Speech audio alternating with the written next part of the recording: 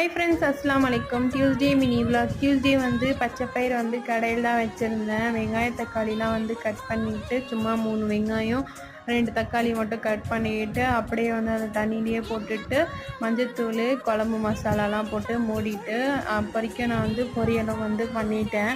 கொஞ்சம் வெளியில் போகிற வேலை இருக்கிறனால நான் வந்து சிம்பிளாக தான் வந்து லன்ச் பண்ணேன். துணியும் வந்து போட்டுட்டு வந்துட்டேன்.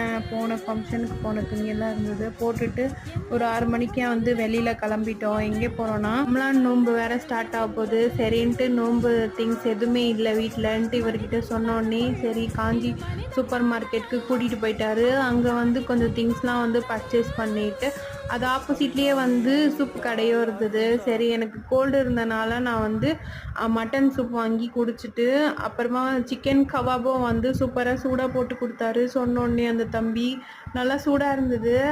நானும் சாப்பிட்டுட்டு அங்கேருந்து வந்து வீட்டுக்கு